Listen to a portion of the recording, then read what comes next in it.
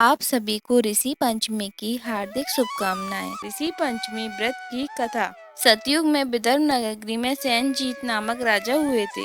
वह ऋषियों के समान थे। उन्हीं के राज में एक कृषक सुमित था। उसकी पत्नी जयश्री अत्यंत पतिव्रता थी। एक समय वर्षा ऋतु में जब उसकी पत्नी खेती के कामों में लगी हुई थी तो वह राजस्वला हो गई।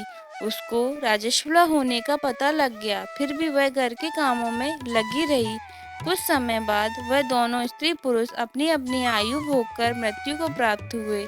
जयश्री तो कुतिया बनी और सुमित को राजस्वला स्त्री के संपर्क में आने के कारण बैल की योनि मिली। क्योंकि ऋतु दोष के अतिरिक्त इन दोनों का कोई अपराध नहीं था, इसी कारण इन दोनों को अपने पूर्व जन्म का समस्त विवरण याद रहा। वे दोनों कुतिया और बैल के रूप में उसी नगर में अपने बेटे सुचित्र के यहाँ रहने लगे। धर्मात्मा सुचित्र अपने अतिथियों का पूर्ण सत्कार करता था।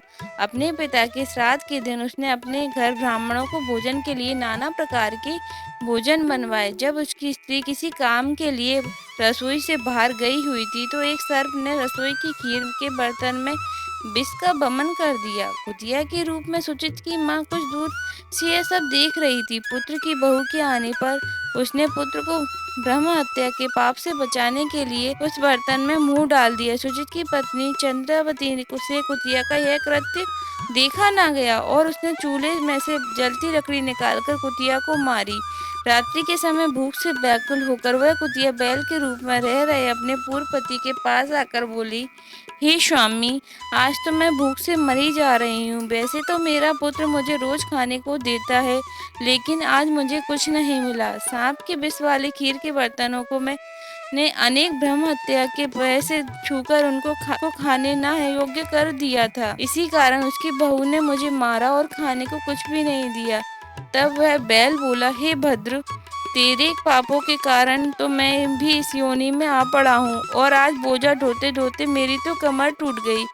आज मैं भी खेती के काम में दिन भर हल में जुटा रहा। मेरे पुत्र ने आज मुझे भी भोजन नहीं दिया और मुझे मारा भी बहुत। मुझे इस प्रकार कष्ट देकर उसने इस रात को निष्फल कर दिया। अपने माता पिता की इन बातों को सुचित्र सुन रहा था। उसने उसी समय दोनों को भरपेट भोजन कराया और फिर उनके दुख से दुखी होकर वन को चला गया।